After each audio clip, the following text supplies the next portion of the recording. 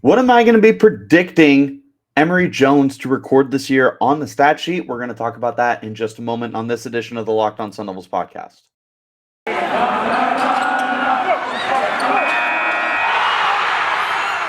are Locked On Sun Devils, your daily podcast on the Arizona State Sun Devils, part of the Locked On Podcast Network, your team every day.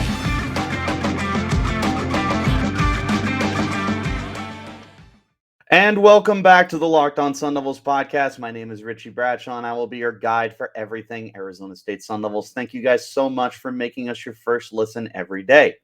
Remember, we're free and available on all platforms, including YouTube. If you would like to check us out in a visual platform, but wherever you do get your podcast, make sure you hit the like or subscribe button and turn on those notifications so you get an update whenever we post new content. Speaking of the Arizona State Sun Devils, let's not waste any more of our time here and get into today's conversation, which is one of my favorite guys to talk about on the show, Emory Jones. Now, Jones is who I am predicting to be the starting quarterback for the Arizona State Sun Devils this year. With that in mind, I'm going to be doing this series where I'm going to be doing predictions on stats for certain players. As of right now, Jones is the only quarterback I'm going to be doing, as he has the most experience and definitely the straight line path to be the day one starter for the Sun Devils. That is not a slight at Trenton Bourguet. That is not a slight at Paul Tyson or anybody else who's competing for that quarterbacking spot. But instead, that's just me acknowledging that I can't sit here and make predictions about how three quarterbacks are going to throw for 3,000 yards. That's just not feasible. So as it stands today, I will be doing Emory Jones, as he definitely seems like the safe bet to be the starting quarterback for the year. But if something changes, then I will absolutely update this. But in the meantime, we're going to go ahead and take a look at Emory Jones here. The first stat that I want to look at is the passing yards. Now, I think that Jones is in a very good position to be better than what Jayden Daniels was last year. So Jayden Daniels threw for just shy of 2,400 yards, only 10 touchdowns against 10 interceptions. And he did it with pretty good talent. Ricky Pearsall was definitely a solid number one receiver. Rachaad White was a terrific option out of the backfield. LV Bunkley Shelton was a good receiver. Curtis Hodges was a good tight end for the team. Other than that, I mean, I feel like he didn't really enhance the weapons he had around them. So he's gone, as are the four guys I just mentioned. So then I'm sure you're kind of wondering, how is Emory Jones set up for a better opportunity here? Well, first of all, there's the side here of it's terrifying that you don't know what you have. It's really scary that you don't know if Emory Jones can walk in here and be better, especially with the lack of certainty that you have currently in the receiving room. You are missing your top four receivers from a year ago. You're also missing Johnny Wilson, transferred and is gone from the program as well. There's not a lot of guys who are coming back this year that know the offense. You have Bryan Thompson returning, who in recent weeks I have started to become very, very high on, and I think that he could be in for a big role this year. Andre Johnson is also returning, and I really, really think that he could find himself a big time role for the team this year. He showed flashes last year of being a good deep threat for the team. But I think the big add here is Camron Johnson coming from Vanderbilt. I think that Johnson is probably the most sure-handed and proven receiver that's on Arizona State right now. And he is also a transfer coming from, like I said, Vanderbilt. So there's going to be probably your top two options here, quarterback and receiver combo in this instance, are brand new guys. But this could lead to them wanting to prove what they're worth, because Emory Jones was benched a couple of times last year in favor of Anthony Richardson, who the team is now moving forward as their starting quarterback. And before that, he was the backup to Kyle Trask. I think that Emory definitely has a bit of a chip on his shoulder, which led to his transfer from the program.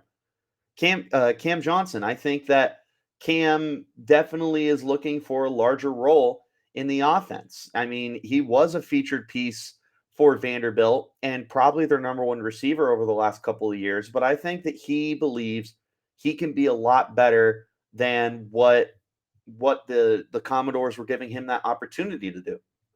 I think that these two could end up making some sweet, sweet music together. And I think that Bryan Thompson is going to rebound into a much better role than he was previously. I'm not saying 1,000 yards, but I do think he's going to be a lot better than 13 catches for 130 yards. And I think that Andre Johnson could potentially, solidify a role with the offense, maybe as the team's deep threat or something. Meanwhile, we're looking forward to Elijah Badger, who really stood out in spring practices. We're hoping that maybe Daniyel Ngata can take a step forward as a pass catcher. We're definitely banking on Xazavien Valladay, the transfer from Wyoming, to be a big time contributor in the passing game as well, a la a Rashad White. Overall, I think that what we have now is somehow going to be as okay as it was last year, mainly because it's an upgrade at quarterback and you have a lot of guys who are out here to prove something. So I think I am pretty sky high on the passing yards here to the point where I'm going to knock it down just a little bit. I'm going to say the highest potential here is about 3,000 yards. Emory Jones last year ended up throwing for a little over 2,700 yards, and this was with the occasional benching for Anthony Richardson. So I think that Emory could still find a way to throw in that 2,700-yard range. I think that he's going to, in a very best case scenario, he could get to 3,000. But in a worst case scenario, the low that I have here is 2,000. There's a very realistic possibility that what's going on in the offense is unfortunately not going to translate into immediate success.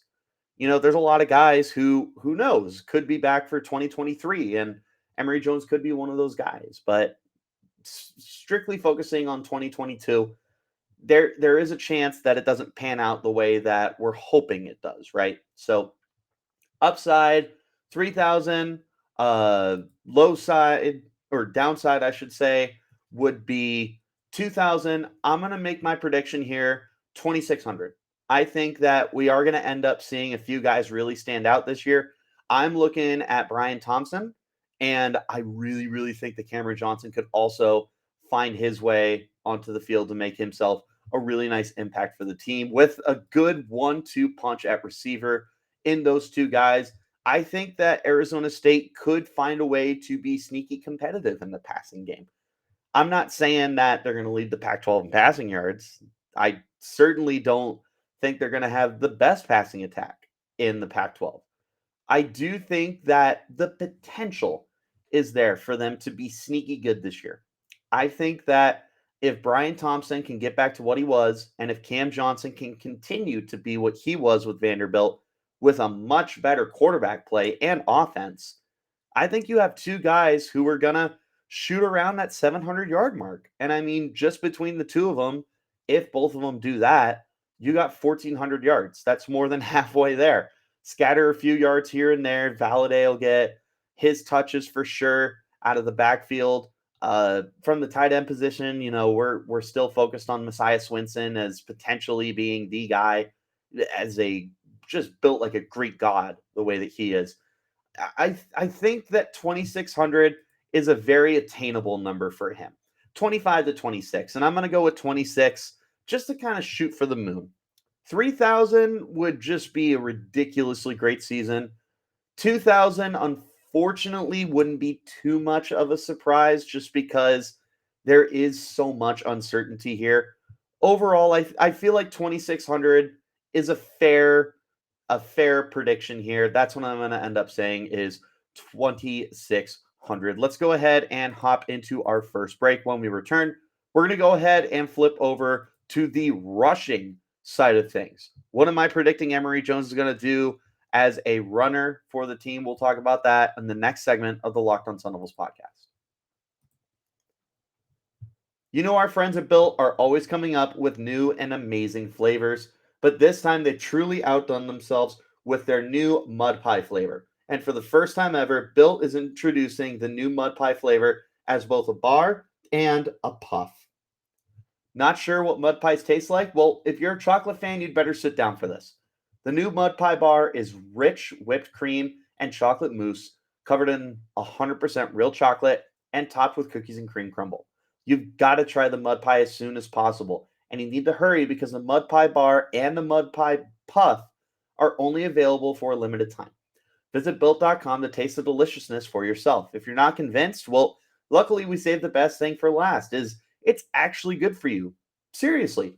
All Built products are low calorie, high protein, and low sugar. The mud pie is packed with 16 grams of protein, just 115 calories, and 8 grams of sugar. It's like your mom baked the most deliciously creamy chocolate mud pie and wrapped it up just for you. The mud pie bars and puffs are available at built.com right now, but they're going fast because they're so delicious. What's great about Built is that all of their bars, including the mud pie bars, are made with collagen protein, which your body absorbs more efficiently and provides tons of health benefits. So you eat something that tastes good and is good for you. You're going to love the new mud pie Built bar and Built puff. Whether you need a snack for your workout, a late night treat, or just need to grab a quick bite, Built is a perfect protein bar and they taste better than a candy bar. Chocolate mousse, whipped cream, cookies and cream crumble. Stop drooling. Get to built.com and order your box of mud pie bars and puffs right now. You won't regret it. Go to built.com and type in the promo code LOCKED15 and get 15% off your order. That's promo code LOCKED15 for 15% off at built.com. Again, thank you guys so much for making the Locked On Sun Devils your first listen every day.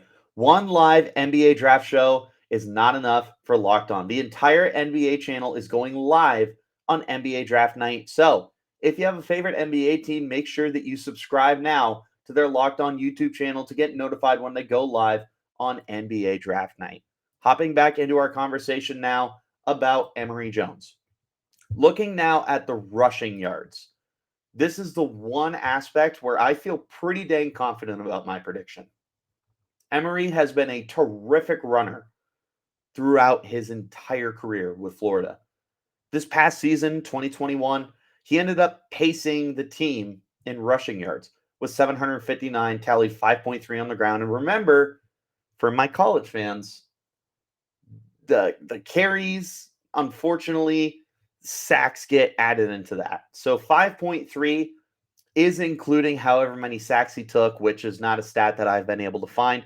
But I would imagine it was quite a few, being the mobile quarterback that he is and being that Florida's offensive line isn't exactly this fortress, so to speak. I do think that Emory Jones is just this transcendent runner. At a minimum, he's just as good as what Jayden Daniels was for the program. And I think because of that, I'm pretty dang confident that he's going to continue that success. You know, Arizona State isn't an overly different offense to what Emory is comfortable in. He's definitely a more prolific and confident passer, which is why I was so, high on him in the passing department on this past segment. But going into the rushing department, I feel like he can pick up right where Jayden Daniels left off. So Daniels last season was second on the team in rushing yards with 710. He also tallied 6 touchdowns on the ground and 5.1 a pop. Jones, again, 759 on the ground, 5.3 a pop, 4 touchdowns to Jayden's 6. Neither here nor there. But looking strictly at the rushing yards, I see no reason why Emory can't do exactly what Jayden did in the same amount of games and without getting benched. I mean, the only time Jayden was benched is when we were getting our butts handed to us by Wazoo, and Trenton Bourguet came out for, garbage time. Emory was actually, missing significant amount of time because Florida was, wanting to see if Anthony Richardson was the future, and, they did decide he was the future. But this isn't to bash Emory. This, if anything, this is to just tell you, like, Emory Jones is very, very, very good when it comes to running the football. So for my over-unders here, I set a high of 1,000. And that's probably crazy. But hear me out. I just don't see a scenario in which Emory Jones is going to be looking to sit on the bench this year. He is too good of an athlete. And quite frankly, he's a good player. Look, I'm not saying he's a first overall pick kind of guy in the NFL draft, but I do think that he is a very, very good college quarterback. And I think that he is exactly what Arizona State needs. It's going to be a transitional period going from Jayden Daniels to whoever's next. But Emory presents you a very good bridge option. And I think that that's going to be such a huge get for Arizona State is the ability to help make this transition a little bit smoother. Going from Jayden Daniels to Emory Jones as a runner is about as seamless as it gets. So 1,000, yes, it's a lot of yards. However, with this offense built the way it is, this is an offense that Emory can succeed in. That's the high I'm going with. The low, I'm going 400. I don't see a scenario where he's not a great runner, but I can definitely see where Emory is just not able to create as much as we would like. Heck, maybe the running backs end up just taking the show. I mean, I wouldn't be surprised if Valladay and Ngata both had very important touches for the program. And last year for Arizona State, you saw Chip Trayanum tally 402 yards. Rashad White had 1,000, and Daniyel Ngata had 309. That's three different running backs who had at least 300 yards. So it wouldn't be a surprise if Arizona State, instead of trying to force Emory Jones to be Jayden Daniels, they could instead kind of rely on their running backs a little more. Xazavien Valladay, Daniyel Ngata, Deontay Elliott, Tevin White. They've got bodies back there and good bodies. So if they were trying to stick with a more, quote unquote, pro style offense, the way that we've heard this offseason is the way that Glenn Thomas and company want to go with the team, then sure, maybe we see the running backs take over the run game a little more than Emory Jones does. But with that in mind, I find it so hard to believe that Emory's not going to go off as a runner, which is why my prediction is 700 yards. I feel safe. I feel like 700 is just a really good sweet spot. It's what Jayden Daniels had last year. It's what Emory Jones had last year. I just don't see a scenario where it's less than that. Like, I could understand the logic that I gave about the running backs taking over, but I don't buy it. Because at the end of the day, you're going to put the ball in Emory Jones' hands and you're going to trust him to be your guy. And part of trusting him is knowing that he's going to take off from time to time. I think that that's his best aspect. You're not going to want to take that away from him. You don't want to pigeonhole a transfer quarterback who is potentially going to be your day one starter. You don't want to say, hey, your best trait, nope, don't want to see it. We're going to force you to be a pocket passer. That's not what Arizona State should do. Instead, they should embrace how good Emory Jones is as a runner. And with doing that, is going to put up some big time numbers in that run total. I do think that 1,000 would be an outstanding year. I'm not saying it's impossible. I'm just saying that that would be an unbelievable season for Emory Jones. I I can see it, but I also know that that's a very best case scenario. I'm going 700 though. I feel pretty confident in that. Let's go ahead, hop into our final break. When we return, we're going to go through the touchdowns, passing, rushing, and we're going to touch on interceptions as well, and then give the overall summary of our predictions on the Locked On Sun Devils podcast. And again, thank you guys so much for making us your first listen every single day. The ultimate NBA mock drafts have been made. Search now for Ultimate NBA Mock Draft and get over 50 insiders, the Odyssey sports experts, the draft experts on Locked On NBA Big Board, and more. The 5-episode Ultimate NBA Mock is underway. Make Ultimate NBA Mock your second listen today. And let's go ahead and hop back into our conversation now about Emory Jones and my stat predictions for him. Looking at the touchdowns, we're going to start with passing because I just don't know how I feel about this. Oh man, I'm really banking on upside here. And to bank on the upside means that I'm looking at the guys who are coming into the program and saying that they're going to hit. I am all in on Cam Johnson. I am putting a lot of money on Bryan Thompson to get back into his role. I don't know if those guys are touchdown machines. That's the problem that I'm having here. In fact, I don't know if any receiver is truly a touchdown machine. With the few things that you've got coming back from last year, Andre Johnson's the only guy who had a receiving touchdown. Everyone else is gone. Excuse me, Jalen Conyers is still here. My mistake.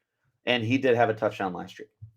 Outside of that, Wilson's gone, White's gone, Hodges, Bunkley, Shelton, and Pearsall are all gone.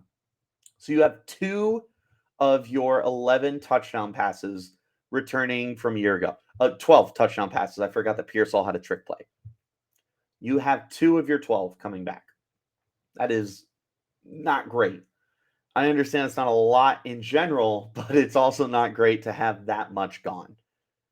Meanwhile, Emory Jones managed to throw 19 touchdowns a year ago.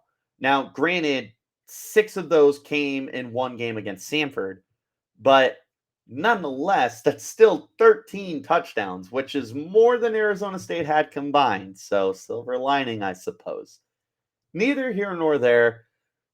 I don't know. I feel like this is not going to be an offense that's going to be scoring a lot through the air. I feel like they're going to do it more through the ground.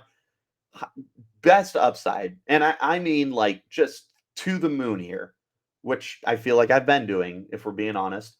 25 touchdown passes, and I feel like that would just be an unbelievable year for Emory Jones.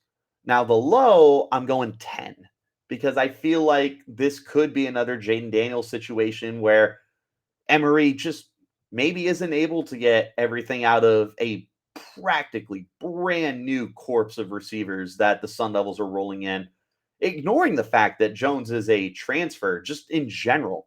This wide receiver room is basically brand new. You just have no guys returning who had significant playing time last year. So best upside is 25, and I mean that's everything hitting. Lowest is 10, which unfortunately feels pretty dang realistic. I'm still going to be optimistic here. I'm going to go 17. I feel like the Sun Devils are going to be able to find a nice little in between here. I think that the 2 receivers that I really like, Bryan Thompson and Camron Johnson, I think that they could both find a way to be very, very solid for the Sun Devils this year. Best case scenario, I'll say they can combine for 10 touchdowns. 5 apiece is very attainable for them. And, just kind of scatter a few here and there. Maybe Valladay is able to take in a few of his catches. I expect him to be a volume guy. We'll get into him later, though. I think that 17 is realistic.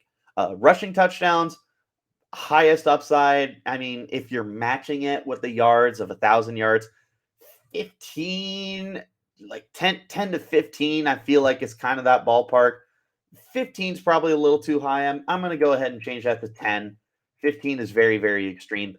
I think that 10 touchdowns would be just a massive season for Emory Jones, the runner. Low, I'm going to say 2 because Emory only had 4 last year on 143 carries. I don't know that Emory is going to be a guy who scores a lot of touchdowns for the team. Ultimately, I'm going to say that he has 5 rushing touchdowns. I think just kind of right in that median there.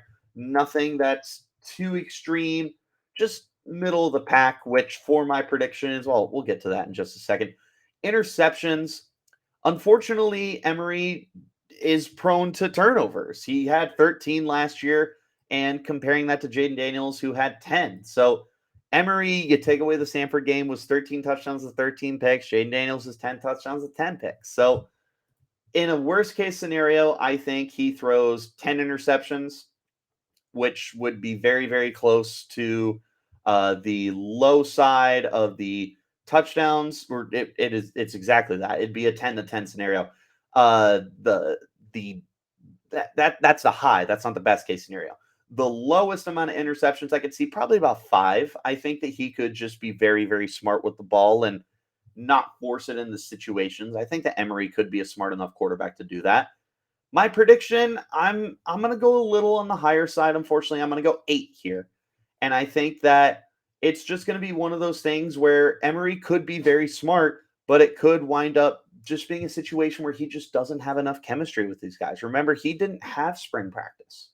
He doesn't have as much time on the field with the guys, you know? Obviously, there's still training camp. I get that. There's still time to make connections here. But he could be behind the 8 ball here, which could lead to miscommunications and it could lead to turnovers. Just call a spade here. So overall, I think that we're probably going to see him on the higher side. Unfortunately, I'm going 8 as my final prediction. So for my final stats for Emory Jones here, I'm going to say he throws for 2,600 yards, 17 touchdowns to 8 interceptions. So I do think that he's able to get something going in the passing game. I don't know that the touchdowns are going to be there. I just don't see a scenario where he is hitting my upside of 25 touchdowns. That would just be a surreal season. I think he's closer to 10 touchdowns than he is to 25, but I do like my 17. I think that's a good prediction. Like I mentioned, if you get 5-5 from Bryan Thompson and Cam Johnson, all you got to do is scatter 7 more touchdowns with quite a few guys who have some really nice ceilings. I think that's attainable. 8 turnovers, interceptions in this case. I just Emory Jones isn't a lights out guy. He does turn the ball over. I think he's going to be a little bit smarter about it because he kind of has to be this year. On the rushing side of things, 700 yards. I feel like that's just safe money. It's no better than what he did last year. It's no worse than what Jayden did last year. It's just right in the ballpark. 5 touchdowns. It's in between Jayden and Emory's stats from last year. So is it boring? Yes, it's very boring. But that's overall my predictions for Emory Jones this year. So a grand total here of 22 touchdowns against 8 interceptions and 3,300 yards through the air and as a runner. That's my final prediction here. And that's going to go ahead and wrap up this edition of the Locked On Sun Devils podcast. Again, thank you guys so much for making Locked On Sun Devils your first listen every day. Remember, the podcast is free and available on all platforms, including YouTube, if you'd like to check us out in a visual platform. But wherever you do get your podcast, make sure that you hit that like and subscribe button and always get notified whenever we drop new episodes. Make sure if you're on Twitter, go ahead and hit me with that follow. That's going to be at RichieBrads36. And you can follow the podcast while you're there as well at LO_Sun Devils. But until next time, guys, you keep it locked right here on Locked On Sun Devils.